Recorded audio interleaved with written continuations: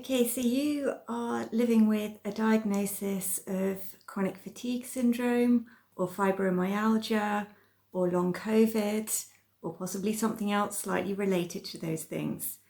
And right now you have one burning question. What can I do that is going to support my recovery? That was the question I was asking myself, and I did find the answer. My name is Katie Dean. I now help other people to recover from burnout, chronic fatigue syndrome, reconnect to their true essence and find their energy to thrive. I spent 20 years looking for this answer, and I want to share it with you here today. It's so simple and yet so huge and complex at the same time. It's your central nervous system. You see, that is the master controller of your body. It is telling your cells what to do all the time. Are they safe to be carrying out their normal functions, or are they in danger and needing to take some kind of action, like shutting down in a freeze response or priming themselves for a fight-flight response?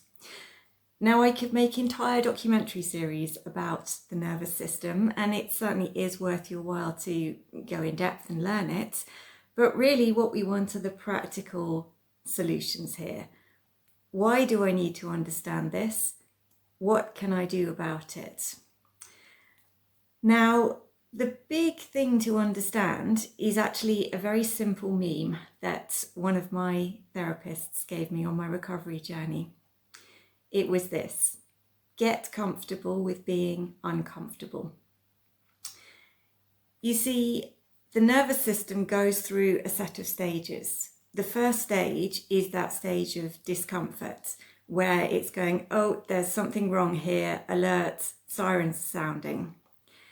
Now, unless you can maintain enough comfort within that stage, it's going to spiral out of control. And once it's spiraled out of control, you've lost it, it's signaling the whole body to shut down. When you can maintain a degree of comfort though, then you can ascertain the level of threat and what it is that your body is asking you to do about it. And those threats can come in many forms. Some of them are physiological, so it might be something as, oh, I need some food to eat right now, or I need a rest, I need some sleep. But a lot of those signals are actually also emotional. And those emotions are very often not only the emotion that's been triggered in your present moment, that trigger is tapping into a small inner child, some little part of you that went through a traumatic situation earlier in your life. Could have been last week, last month, last year. More than likely though, it was in the early years of your childhood. And because it happened so long ago, either you don't remember it in your conscious mind, or you've told yourself that, well, that happened when I was 4 years old. Come on, get over it. And yes, there is a level on which you get over it because you just learn to work around it. You weave it into your history and the stories that you tell yourself. At the same time though, that little inner child is holding on to the pain, and that pain is what has just been triggered in this moment of discomfort. So when you are able to understand that, then you can bring in some of the adult parts of yourself that are capable of seeing that child exactly how it is, as that little wounded 2-year-old or 4-year-old or 6-year-old, 10-year-old. And as the adult, as the parent self, what would that child need? I mean, just pause and think. If you saw a 2-year-old crying in the street, what would be your instinct to do? How would you comfort it? You would probably hold it. You would calm it. You might listen to what it had to say. And these are all the steps that you get to learn to go through within yourself, within your own nervous system. And as you're doing that, you are bringing yourself back into regulation, which is then telling your now present moment nervous system that it's safe to function again. So instead of running these simultaneous patterns of fight, flight, freeze because you're out of control, at the same time as your conscious mind is trying to bring you back into the present moment and live your present life, you're able to merge all of this so that you're keeping yourself in that state of calm. So that's essentially what we're trying to do when we're talking about getting comfortable with being uncomfortable. But it's not a state that you suddenly just switch into, which is what I discovered. It took me months to actually build a foundation that allowed me to access that state at will. I don't say that because I want to depress you. I just want to keep things realistic here.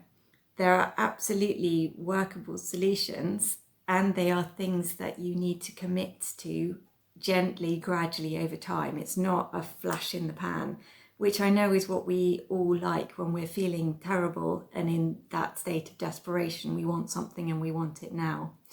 But trust me, again, the nervous system doesn't respond to those massive flash in the pan moments. That is another trauma layer in and of itself. Even though the end result might be positive, you've just created a state of change too fast for your body to re-acclimatize. So we want to bring this back into gentle, tiny steps. What are those tiny steps? Well, it comes back to building trust. So it comes back to taking those tiny moments of just noticing when you're going out of balance, when the emotions are coming up. And maybe at first they're too much to actually experience fully. That's okay. We're not asking you to go fully into the emotion, fully into the story. That is in fact where a lot of therapies go wrong, and where things like meditation can actually go wrong, because it can take you too deep into the story before you've built that layer of trust that allows those small inner children to feel like they are just being held and comforted for the time being. Because they've spent many years not being seen and held, maybe they never were. So it does take them a little while to know that they can step forward in a way that's less reactive, less big. So rather than throwing an absolute tantrum, which is generally what we're experiencing at first, and that's what sends us into the freeze response because it feels unsustainable, they grow the trust that when they start to feel uncomfortable, they can come forward and know that they will be supported and held. That is the journey of getting comfortable with being uncomfortable. Now, funnily enough, one of the ways in which I knew that I was really nailing this had nothing whatsoever to do with my physical health or with my emotional state at the time. It actually happens on a roller coaster ride. Well, it wasn't even a roller coaster. It was a ride that had that kind of energy at a theme park local to me, Legoland. And it was a ride called the Haunted House, where basically we went and sat in a house, and somehow we were given the sensation that we had been gradually turned right upside down in our seat and flipped over. Now, for some people, I imagine that is enormous fun. My body does not appreciate that sensation. It was going into dizziness, into nausea, into please make this stop. Basically, it was my nervous system escalating and escalating and escalating because it was telling me that I was in danger. I mean, my head knew that I wasn't. I knew I was on a ride in Legoland and that I would be off the ride in a few minutes and no harm would come of this. But my body felt otherwise. So what did I do? Well, I brought in all of the practices that I'd learned, and I managed to find an anchor point. So rather than allowing my eyes to look at the entire scene, which was telling me I was flipping over and this was horrible, I managed to find one tiny little point of focus on a candlestick in the middle of this spooky table that was sat in front of me. And myself, relative to the candlestick, was not moving. So I grounded myself in that point of stability. And then that brought me into an interesting space where part of my periphery was still aware of this sensation of being turned upside down, but another part of me was aware of this anchor of I am completely safe and okay here. that was the experience I realized that I needed to bring in for myself as my emotional state was getting dysregulated. So by finding something to calm me, and the simplest way of doing that is actually a somatic practice. So it's touching a part of your body or maybe some breath work. I mean, for me, it's actual physical touch. And for me, the spot I want to touch is up here around my heart sometimes also, or sometimes instead of, around the belly area. When I place my hands on those two areas, it's like I'm telling my body, it's okay, I'm here. Yes, I feel all this emotion coming up. Yes, I see these things, whether it's emotions, whether it's childhood memories, but I'm here, I'm anchored, I'm okay, we're safe.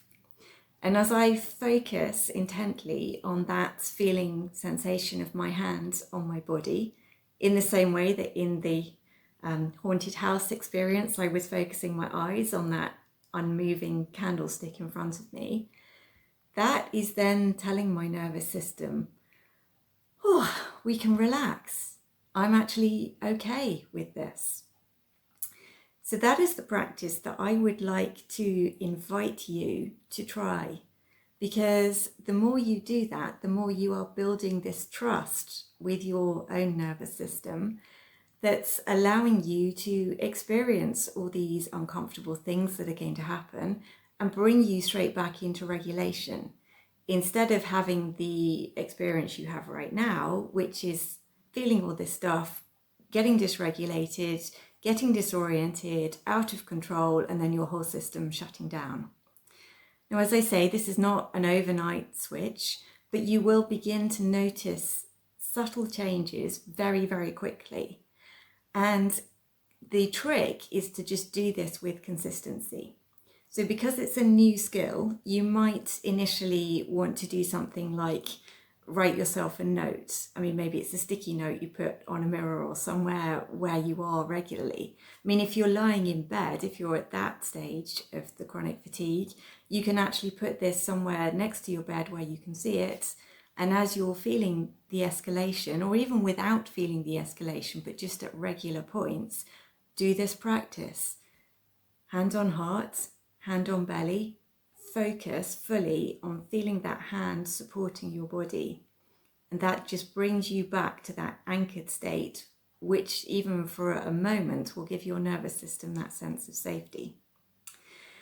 And given that I also now work with colour through the Colourland system, you can use colours to support this process as well. I'm in fact wearing them for you today, so your subconscious may have been tuning into the colours as it's watching this video. Yellow is specifically great at supporting the nervous system, and green is always a very calming, soothing colour. I've got a blue background as well behind all my Colourland images, which also is very calming and soothing. So you can surround yourself with those colours as well to support you. So although I've packed quite a lot into that, let me just refresh. The key things to take away are finding that point of anchored safety, which you can do very simply in your body, and do it as regularly and as often as you possibly can.